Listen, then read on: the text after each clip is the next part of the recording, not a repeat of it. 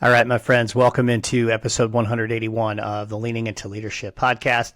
Man, it is an absolute Arctic blast cutting through America's heartland right now. It is so very cold here in Omaha, Nebraska today. I don't think we're going to break 20 degrees.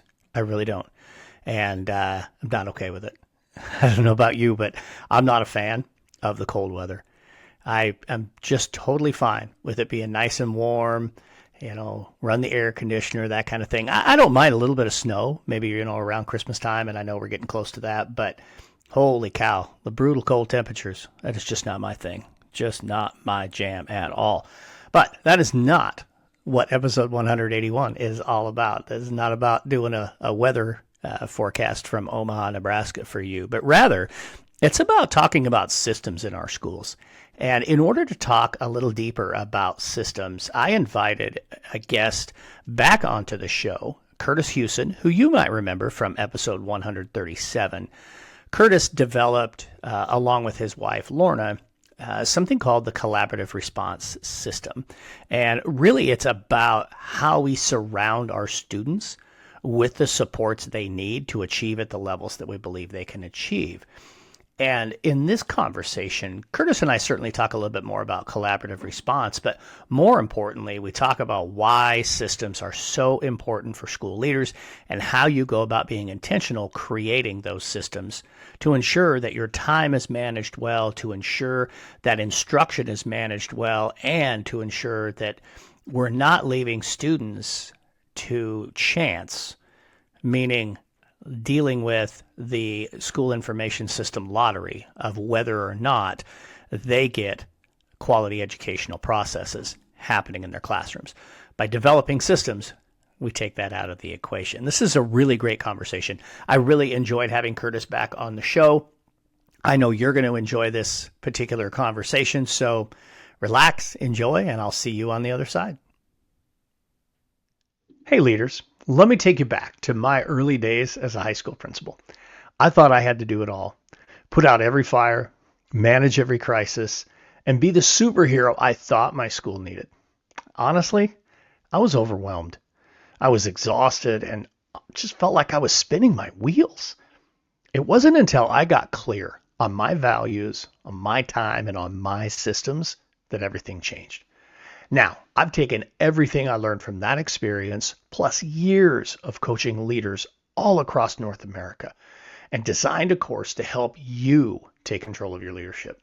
The course is called Take Control of Your Leadership, and it's built for leaders just like you, leaders who are tired of the overwhelm and who are ready to focus on what truly matters. In this course, you will learn how to manage your time like a pro so you can stop putting out fires and start leading with intention. You'll learn how to build positive culture where everyone feels seen and heard and valued and trusted. You'll refocus on teaching and learning, becoming the instructional leader that your school needs. And you'll work on staying aligned with your vision and making real progress towards your goals. Whether you're in your first year or your 15th year as a leader, this course gives you the tools and the strategies to lead with clarity, confidence, and purpose. Are you ready to stop spinning your wheels and start leading with impact? Head to theprincipalacademy.com and check out Take Control of Your Leadership today. And don't wait. Your school deserves the best version of you and of your leadership. Let's make this happen. So today on the show, I want to talk about systems. I want to talk about processes. I want to talk about things that we do intentionally to lead to a specific outcome. And there are a variety of these things we can talk about. We can talk about real simple systems, or we can talk about systems that genuinely impact teaching and learning. That's where I want to go today. And my guest on the show today is a familiar face, Kurtis Hewson, who was a guest here on the Leaning into Leadership podcast back on episode 137, joins us. Kurtis, thank you so much for jumping back in on the show. Thanks so much, Darren. Real pleasure to be able to engage in conversation with you once again. Yeah, absolutely. So I will link episode 137 in the show notes so people can check it out. But let's just give them a really quick overview, who Kurtis is, what you're all about, what the work is that you do, and then let's dive into this conversation. Yeah, so educator now. I think I'm in year 27 in this amazing profession, and from classroom teacher to school administrator, taught at the post-secondary level, and now I work with schools and school jurisdictions around what we refer to as collaborative response, and it was something that had early Genesis work from a school that I was leading in southern Alberta, Canada, where we're located here now. But it all of a sudden became a framework that other schools began to appreciate. We had people reaching out, asking to come and visit what it was that we were doing. I got requests out to share, and it took on a life of its own to the place that I'm at now, where I have the honor and privilege of working with a lot of school and school division leaders on implementing what we've come to know as collaborative response and how we can respond to the needs of all students in a really effective way. Well, and you're bang on with the creation of highly intentional systems, structures, and processes. Yeah, absolutely. Well, I think that's the thing that certainly brought us together. Kind of some very like-minded thinking in terms of how do we best support those that we're supposed to support. And in my case, typically it's really leaning in and supporting the leaders. In your case, first and foremost, it was around working with your teachers to ensure that they were meeting every kid where they were and how they could be the most effective as classroom teachers to get the most out of teaching and learning in your classroom. So let's maybe just orient everybody a little bit more in the collaborative response framework. Maybe kind of, I know you and Lorna wrote a book about this. I mean, that's where Jigsaw Learning comes from, your business. But maybe let's just talk a little bit more because I'll be honest with you, a lot of the listeners will be listeners here in the United States, and they might be thinking, well, is that just the Canadian version of a PLC? Right. And I know it's more than that. So let's take it and run from there. Okay, so I want to start where we were at this school that I had had the privilege to join as the principal. And here's what was immediately evident in this school. It was a school with great teachers, great adults. Things were happening for kids. This was not a school that needed to be fixed or was broken in any way whatsoever. We had success that was happening for students, but there were a few things that were coming to the surface that had us have to start thinking differently about how we were organizing ourselves. The first is that every person in that building would have said, we want success for all students, but that's not how we were operating. We were operating on a success for most. And we hadn't really put strong systems in place to be able to attend to that portion of our population that were not having success, and we had no good response for it. The second was we had some really strong structures in place for students that were complex or high risk, and it was a blessing and a curse. Blessing is that, we were supporting those students well, I think, but the curse was because there was nothing in the middle, we were pushing a lot of students to that level. We were putting individualized program plans and codes and all sorts of things onto students that really didn't need that level of support, but it was because it's all we had. And the third is we had great teachers doing good things, but in isolated pockets throughout the school. I like to refer to it now upon reflection as isolated islands of excellence. Everyone was in their own little pocket, and it didn't mean that we didn't get along. We helped and supported one another, but we did not have effective ways to leverage the centuries of teaching experience that we had in that building. So that was the genesis, and has evolved to a point now when we talk about collaborative response, we think about three foundational components. And in our visual graphic, it's actually three puzzle pieces that connect together because it's highly connected. The first component is collaborative structures and processes. We set up layers of teams within our school where the PLC is one of the layers, but there's multiple layers that we establish, and I can talk through what that looks like. The second piece is data and evidence, so that we have data and evidence that are informing those conversations.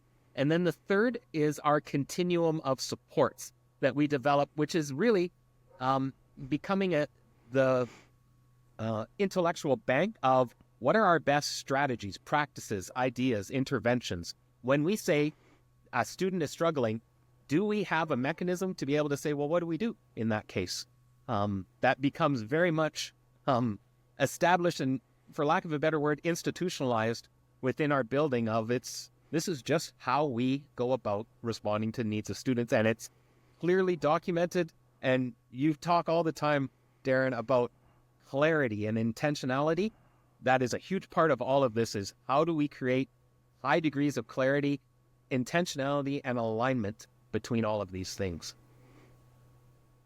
Well, I think one of the best words I loved in there. Obviously, I love the word clarity. You know that, but hearing you talk about that alignment piece, that when we think about, when we think about the islands of excellence, typically, I mean, they're being successful in spite of the systems that are in the school, not because of the systems that are in the school. Exactly. And certainly, you all of us in our schools have highly talented individuals, but when we work as individuals, we're never going to get to where every single kid has the opportunity to not only have great access to incredible teaching and learning, but where they have equal access.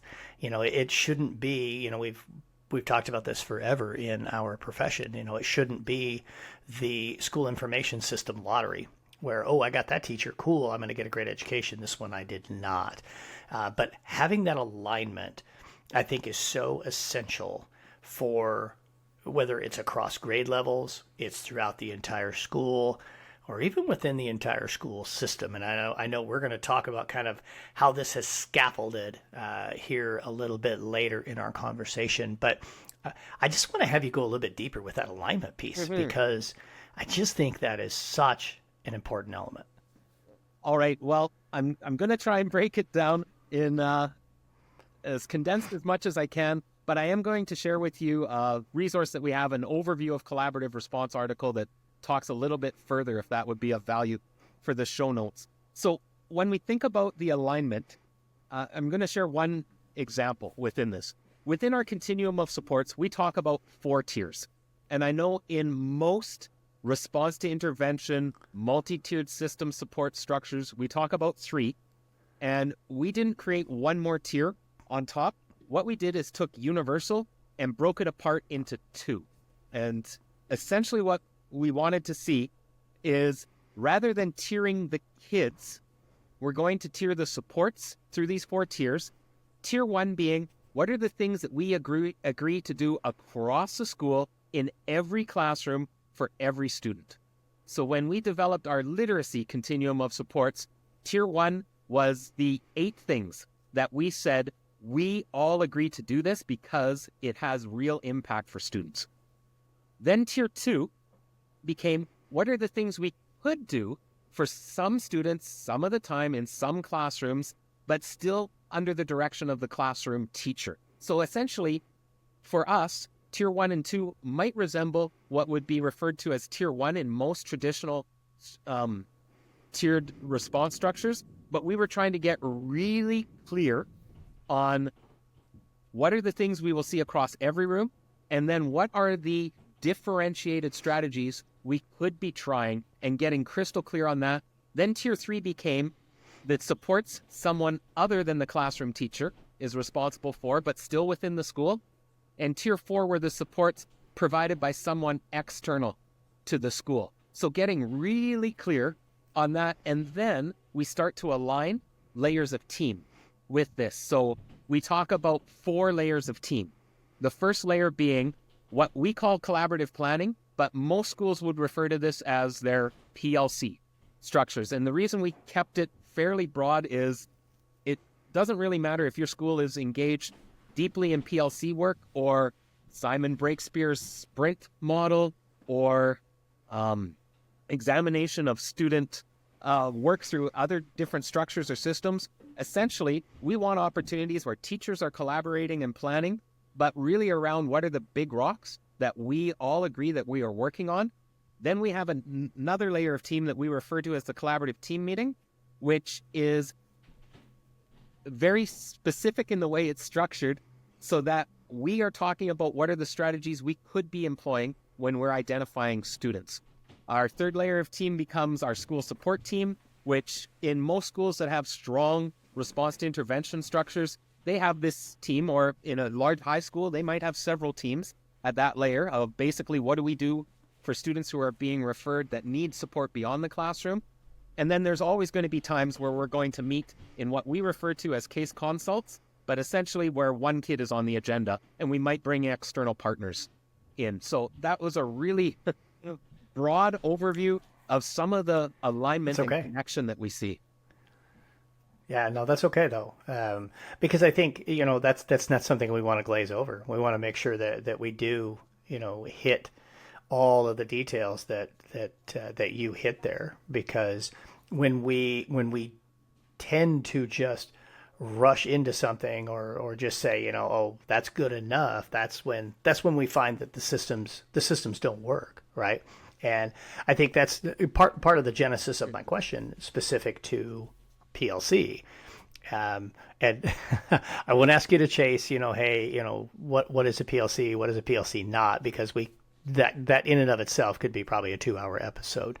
Yes. But we see, I'm sure in your work, I know in my work, we see all incarnations of a PLC. 100%. So what I like about the collaborative framework is that it's giving very clear definition. I think the way you said it is very tightly structured so that it isn't simply just another department meeting, just another grade level meeting where we're planning the picnic, or we're planning the end of quarter celebration or something. We're very specific about student work, about student outcomes, about intended learning targets, that type of thing. So maybe just put one fine little point on that to kind of wrap that. I'm sorry, it was cutting out just a little bit on me, Darren. Can you repeat that question? Oh, okay. Yeah. Hang on. Let me notate that here. 14. My apology. Oh, that's okay. It could be me. It very well could be me. I don't know. You've been a little pixelated, but it could be my Wi-Fi, not yours. Who knows? It is on this. That's what's nice about this software is it records on both sides and then uploads, so we should be fine. So okay, let's see. So I can't remember how I said that. Let's see. Reacting, just to go a little bit further connection on the I was just maybe just a little bit deeper on okay, yeah. So I'll lead you in with this and I'll figure out how to splice it together. Okay. Again, we really want that highly structured piece. So the meeting isn't the let's plan the fourth grade picnic or let's plan the end of quarter celebration. It's not a glorified department meeting. It's very highly structured. So maybe just put a fine point on that to kind of wrap that piece up. And I think I can do that through just a little bit of a story of coming into this school where all of this work, where the genesis of this was.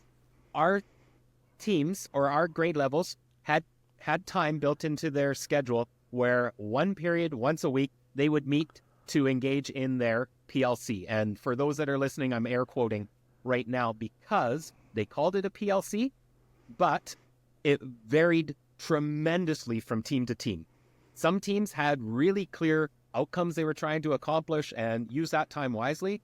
Other teams were using it to plan the school-wide bake sale. Another team would use it to make a bulletin board out in the hallway. And another team would say, well, we're not meeting this week because we all have marking that we need to do. So widely variant. And so we put in really sound PLC structures where we're going to examine data. We're going to identify goals based on this. And then we're going to utilize our time to work on accomplishing those goals. And what we were finding is it was really having an impact on not just the learning and student success, but on the quality of instruction and teaching that was happening as well.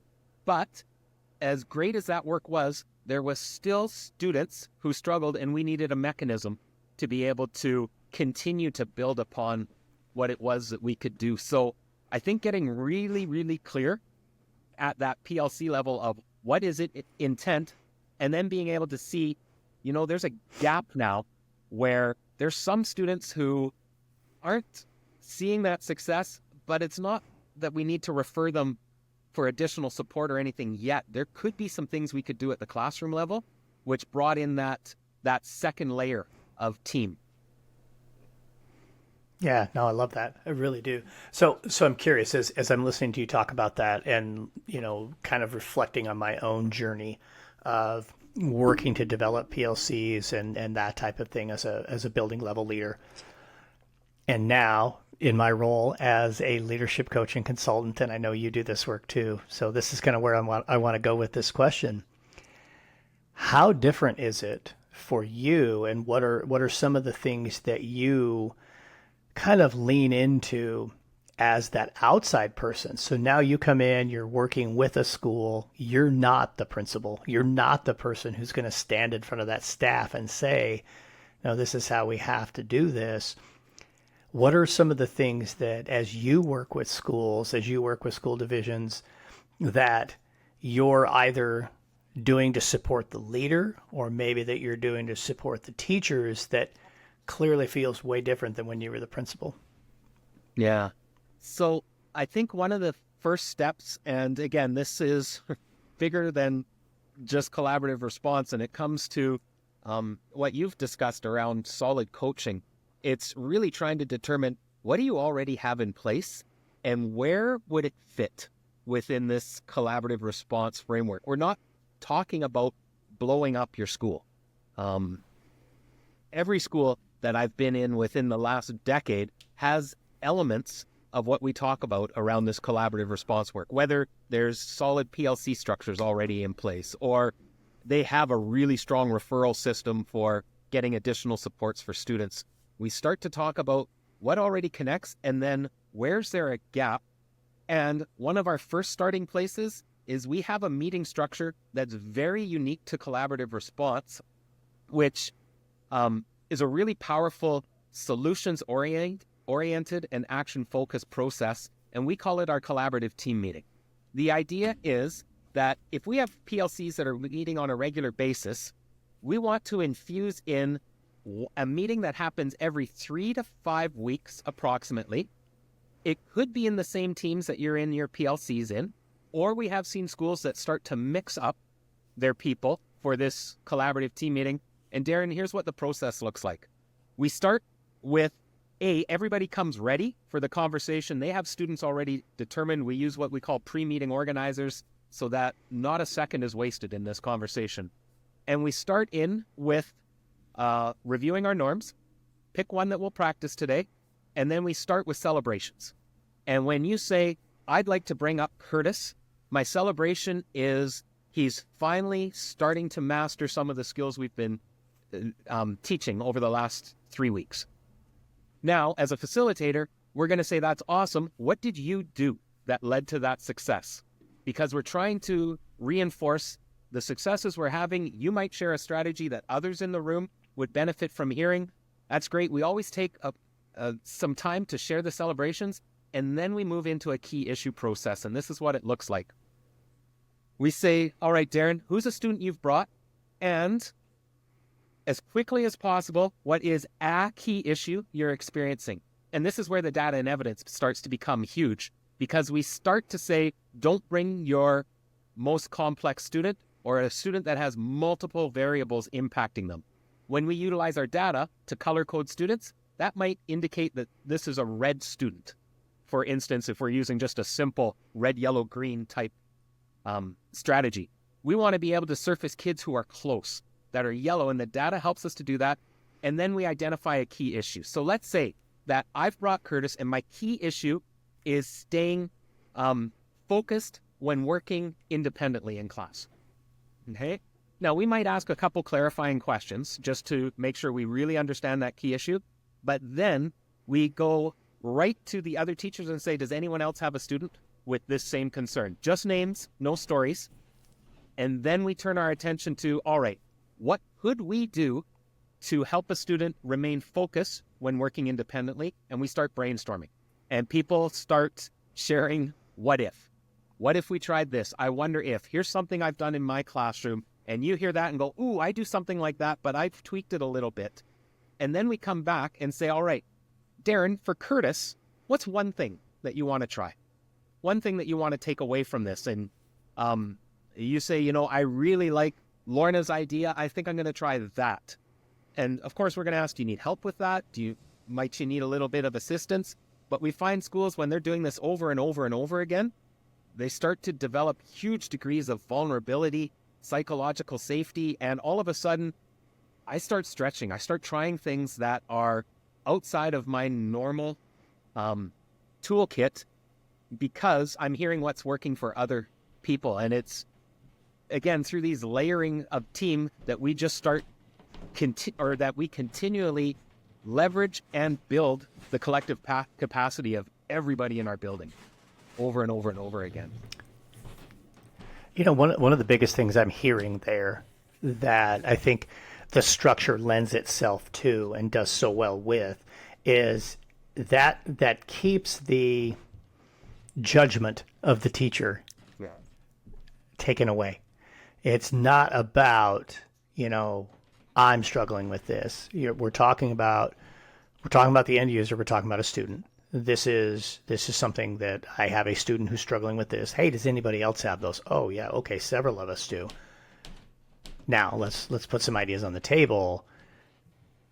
Now, what's one step you might try, and can we help you?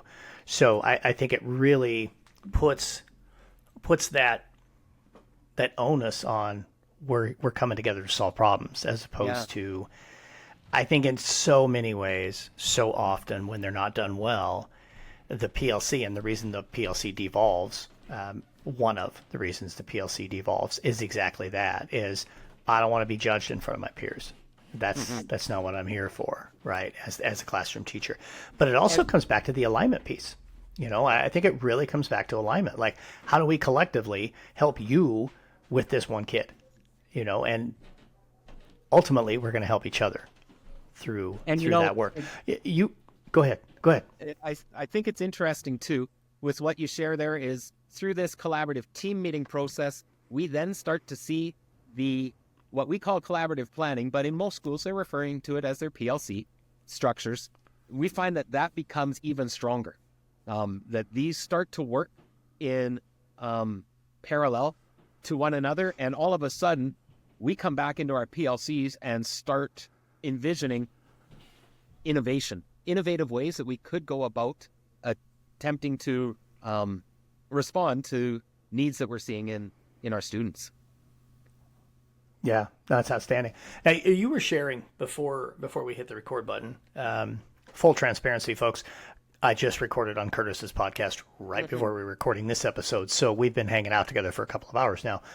So in our time between recordings, we were talking about the collaborative response framework, and you had kind of shared how you were starting to see it now move to where schools are thinking this way, and even school divisions, or here in the States, we would say school districts, are thinking this way. Talk a little bit about that. Like what does that look like, and how do you think the leaders in those spaces have gotten to that place? Yeah, so this has been really exciting work here for us, because I always understood and envisioned this work as a school-wide framework of how do we structure our school to effectively respond to the needs of students. And what we're now starting to see is school districts that start replicating the process to respond to the needs of schools. So let me just give you a real quick snapshot of what this looks like. So at the school level, we would use our data and evidence that we have to start to color code our students. And we understand that when we come to our collaborative team meeting, we're not surfacing the student that is furthest away from where we want them to be. We're bringing up students who are close. And all it might take is a subtle adjustment in the classroom. Now, we're not saying we'll ignore our reds, for instance. We have other layers of team that are there to respond. So what this does, it allows us that we're not talking about Kurtis in every conversation that's happening in the school. There's a place and a time for that conversation to happen. Then we start at the school division level is let's do the exact same thing, determine what are our priorities, and could we color code our schools based on where they are currently at? Not as an evaluation, not as a assessment, but rather to help guide our supports. And then we're going to have the same conversation that the schools are having about students, but we're going to do it about schools. So this is what it looks like. As a division leader, I can say at Simpson Elementary, a key issue I'm seeing is the principals having trouble getting into classrooms. They just don't have the time to get into classrooms. And then from the system leaders around the table, we say, is there any other school where we're seeing this? And then we go, all right, what could we do to help support? Maybe we could set this person up with a mentor. Maybe one of us could come in and talk to him. Maybe we could get some additional coaching support. Maybe we're going to come in and get somebody to share what they've done to structure their time. We have a school where we have a leader who does this really well. What if we created an opportunity for this person to go visit that school? And then we come back and say, all right, for Simpson Elementary, what's one thing we could try?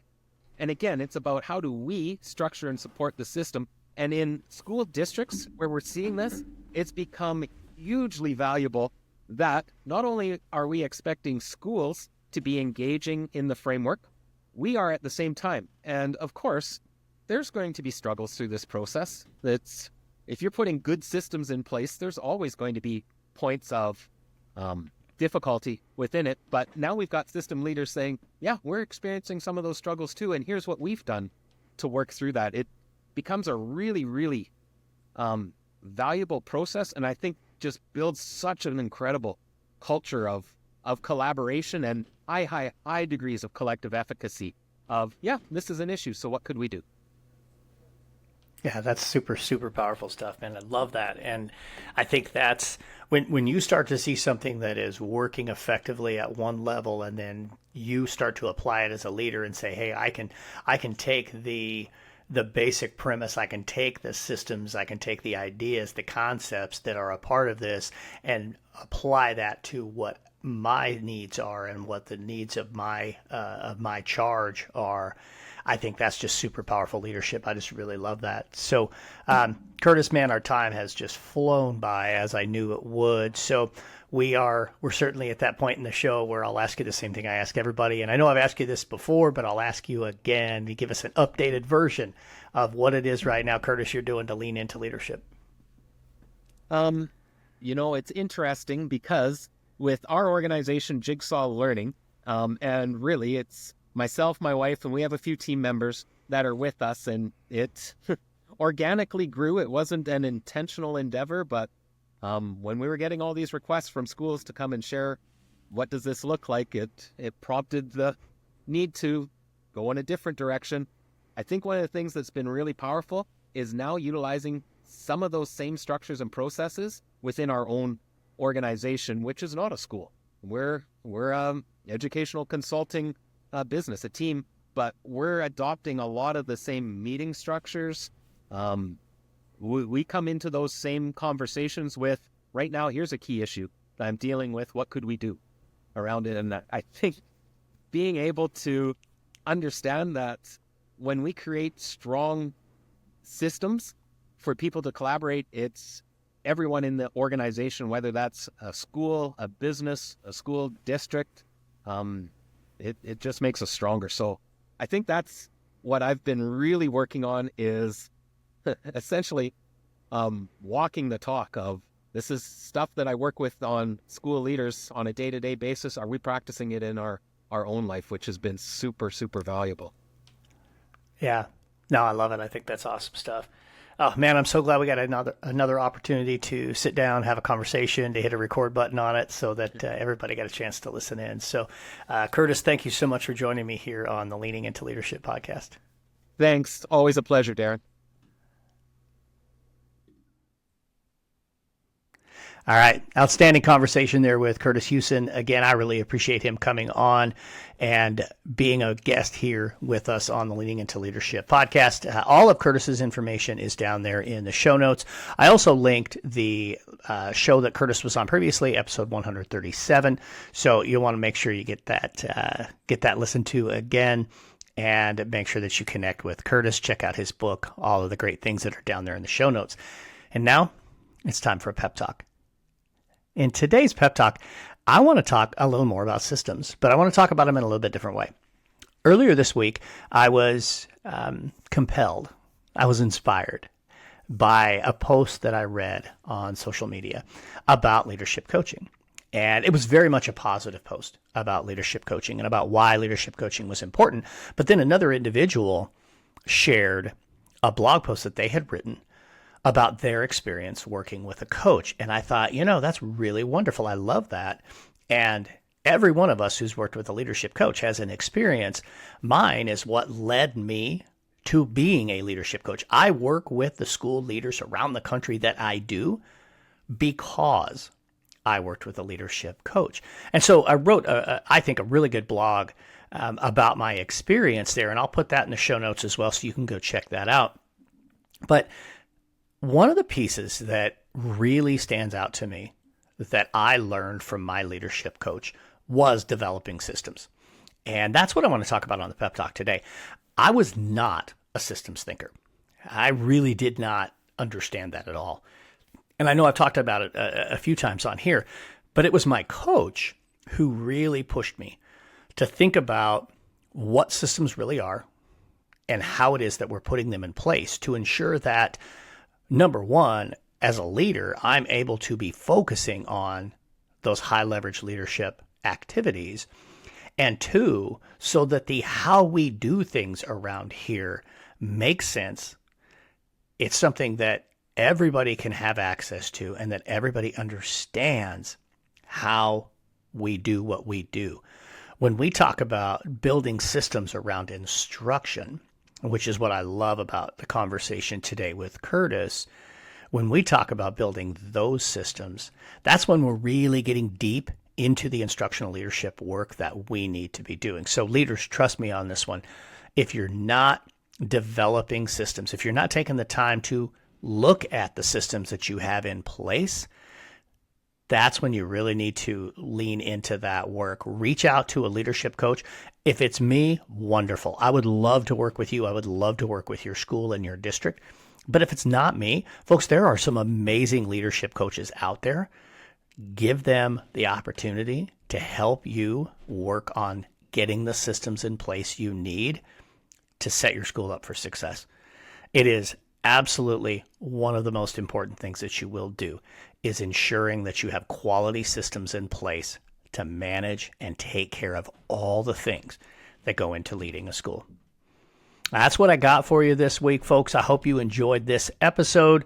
I know we've got a special midweek December episode coming up soon with Todd and Dominic. Cannot wait for that episode. Got some other wonderful educators coming on the podcast. Folks, we are really diving back into bringing educators into the Leaning into Leadership podcast, and I'm super stoked about that. Thank you so much for joining me here on Leaning into Leadership. Get out there and have a Road to Awesome week.